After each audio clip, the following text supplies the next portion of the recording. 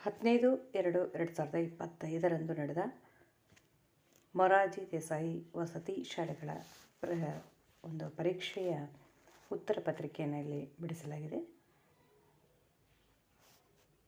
ಮೊದಲಿಗೆ ಕನ್ನಡ ಸಬ್ಜೆಕ್ಟು. ಇದು B1 version code ಇರ್ತಕ್ಕಂತಹ ಒಂದು ಪ್ರಶ್ನೆ ಪತ್ರಿಕೆ ಇದೆ. ಇಲ್ಲಿ ವರ್ಷನ್ ಯಾವುದೇ ಇದ್ರೂ ಕೂಡ ಪ್ರಶ್ನೆಗಳು ಹಿಂದೆ ಮುಂದೆ ಆಗಿರುತ್ತೆ. ಹಾಗಾಗಿ ನೀವು ಇದನ್ನು ವಿಡಿಯೋನ ಪೂರ್ತಿಯಾಗಿ ನೋಡಬೇಕಾಗುತ್ತೆ. ಮೊದಲನೇ ಪ್ರಶ್ನೆ ಬಂದು, ಎತ್ತುಗಳು ಗದ್ದೆಯಲ್ಲಿ ನೇಗಿಲನ್ನು ಎಳೆಯುವವು. ಈ ವಾಕ್ಯದಲ್ಲಿನ ಕ್ರಿಯಾಪದವನ್ನು ಗುರುತಿಸಿ ಅಂತ. ಇಲ್ಲಿ ಕ್ರಿಯಾಪದ ಎಳೆಯುವವು ಸರಿಯಾದ ಉತ್ತರ. ಎರಡನೇ ಪ್ರಶ್ನೆ, ಮಹೇಂದ್ರ ಮಾರುಕಟ್ಟೆಗೆ ಹೋಗುತ್ತಾನೆ. ಈ ವಾಕ್ಯದಲ್ಲಿರುವ ವರ್ತಮಾನಕಾರಕ ಪ್ರತ್ಯಯ ಯಾವುದು? ವರ್ತಮಾನಕಾರಕ ಎಲ್ಲಿರುತ್ತೆ ಅಂತಂದರೆ ಕ್ರಿಯಾಪದದಲ್ಲಿ ಇರುತ್ತೆ. ಹೋಗುತ್ತಾನೆ, ಉತ್ತ ಅನ್ನುವುದು ಇದರ ಉತ್ತರ, ಒಂದನೇ ಉತ್ತರ. ಮೂರನೇ ಪ್ರಶ್ನೆ, ಹುಡುಗನು ಹಣ್ಣನ್ನು ತಿಂದನು. ಈ ವಾಕ್ಯವನ್ನು ವರ್ತಮಾನಕಾಲದ ಬಹುವಚನ ರೂಪದಲ್ಲಿ ಬರೆದಾಗ.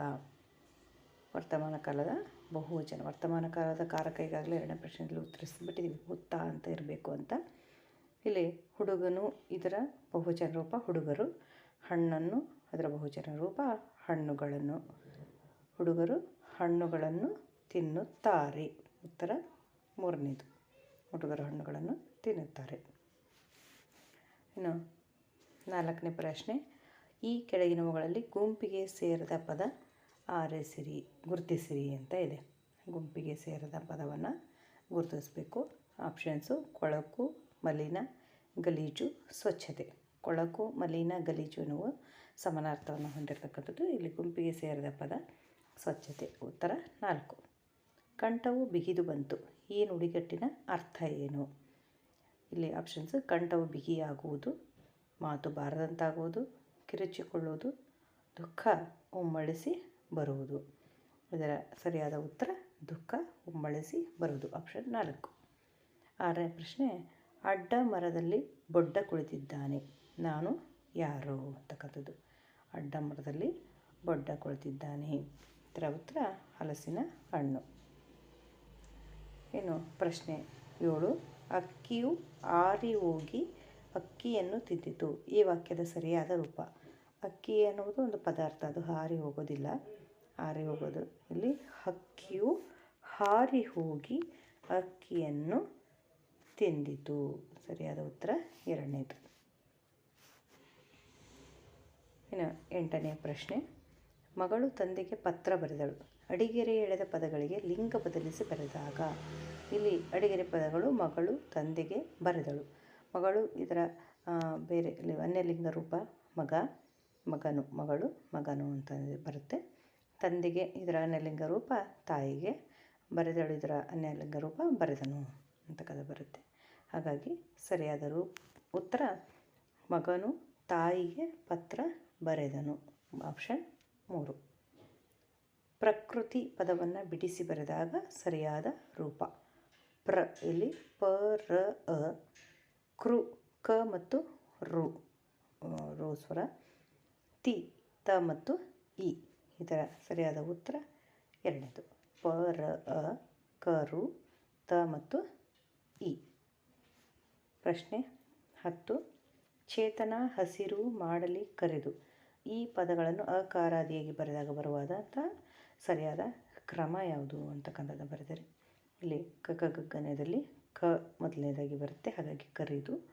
ನೆಕ್ಸ್ಟ್ ಚೇತನ, ನೆಕ್ಸ್ಟ್ ಪನಲ್ಲಿ ಮ, ಕೊನೆಯಲ್ಲಿ ಹ.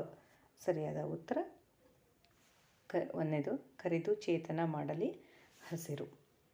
ಈ ಕೆಳಗಿನ ಪದಗಳಲ್ಲಿ ವಿಸರ್ಗ ಒಳಗೊಂಡಿರುವಂತಹ ಪದ ಯಾವುದು? ವಿಸರ್ಗ ಅನುಸ್ವಾರ, ವಿಸರ್ಗ ಅಹ ಅಂದರೆ 2 ಅಂತ ಏನು ಕರಿತೀವಲ್ಲ ಅದು. ಹಾಗಾಗಿ ಇಲ್ಲಿ ಸರಿಯಾದ ಉತ್ತರ ಪುನಃ. 12ನೇ ಪ್ರಶ್ನೆ, ಈ ಕೆಳಗಿನ ಪದಗಳಲ್ಲಿ ವಿಜಾತಿ ಒತ್ತಕ್ಷರ ಹೊಂದಿರುವ ಪದ ಯಾವುದು? ಅಕ್ಕಪಕ್ಕ, ಕಗೆ ಕ ಒತ್ತಿದೆ. 2ನೇದು ಆಪ್ಷನ್ ರಕ್ಕಸ, ಕಗೆ ಕ ಒತ್ತಿದೆ. ಹೆಬ್ಬಂಡೆ, ಬಗೆ ಬ ಒತ್ತಿದೆ. ಆಜ್ಞೆ, ಜಗೆ ನ್ಯ ಒತ್ತಿದೆ. ಹಾಗಾಗಿ ಸರಿಯಾದ ಉತ್ತರ 4ನೇದು ಆಜ್ಞೆ. 13ನೇ ಪ್ರಶ್ನೆ, ಗುರುತಿಗಾಗಿ ಹಾಗೂ ವ್ಯವಹಾರದ ಉಪಯೋಗಕ್ಕೆ ಇಟ್ಟುಕೊಂಡ ಹೆಸರುಗಳು ನಾಮಪದದ ಈ ವಿಧವಾಗಿದೆ. ಅಂದರೆ ನಾವಾಗಿಯೇ ಗುರುತಿಗೋಸ್ಕರ ಇಟ್ಟಿರ್ತಕ್ಕಂಥದ್ದು, ವ್ಯವಹಾರದ ಉಪಯೋಗಕ್ಕೋಸ್ಕರ ಇಟ್ಟಿರ್ತಕ್ಕಂಥದ್ದು ಅಂಕಿತ ನಾಮ.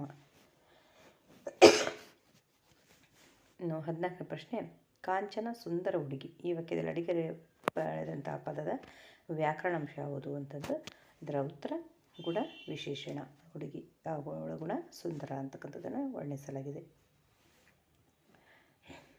ಇನ್ನು 15ನೇ ಪ್ರಶ್ನೆ, ಬೆಟ್ಟದಾವರೆ. ಈ ಸಂಧಿ ಪದವನ್ನು ಬಿಡಿಸಿ ಬರೆದ ಸರಿಯಾದ ರೂಪ ಯಾವುದು ಅಂತಂದು ಬೆಟ್ಟದ ಪ್ಲಸ್ ತಾವರೆ, ಬೆಟ್ಟ ದಾವರೆ ಅಂತಕ್ಕಂಥದ್ದು ಸರಿಯಾದ ಉತ್ತರ 1, ಬೆಟ್ಟದ ಪ್ಲಸ್ ತಾವರೆ.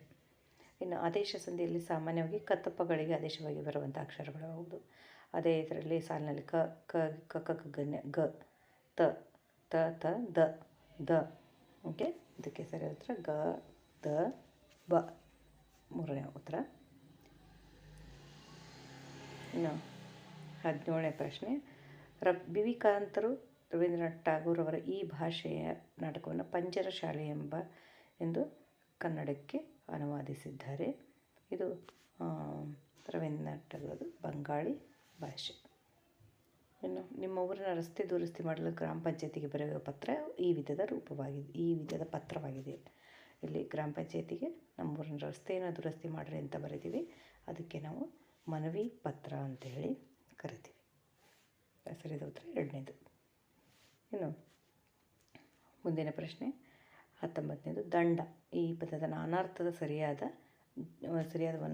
ಜೋಡಿಯನ್ನು ಗುರುತಿಸ್ರಿ ಅಂತ. ದಂಡ ಇದಕ್ಕೆ ನಾನಾರ್ಥಗಳಿದೆ. ಒಂದು ಶಿಕ್ಷೆ ಅಂತ ಕೂಡ ಇದೆ, ಹಾಗೂ ಇನ್ನೊಂದು ಅರ್ಥ ಕೋಲು. ಹಾಗಾಗಿ ಉತ್ತರ 1ನೇದು ಶಿಕ್ಷೆ, ಕೋಲು. 20ನೇ ಪ್ರಶ್ನೆ, ಅಂಬಿಕಾತನಯ ದತ್ತ ಎಂಬುದು ಈ ಕವಿಯ ಕಾವ್ಯನಾಮ. ಅಂಬಿಕಾತನಯ ದತ್ತ ಅಂತಕ್ಕಂಥದ್ದು ದ ರಾ ಬೇಂದ್ರೆಯವರ ಕಾವ್ಯನಾಮವಾಗಿದೆ. ಇಷ್ಟು ಕನ್ನಡ ಒಂದು ಪ್ರಶ್ನೆ ಪತ್ರಿಕೆ ವಿವರಣೆಯಾಗಿದೆ.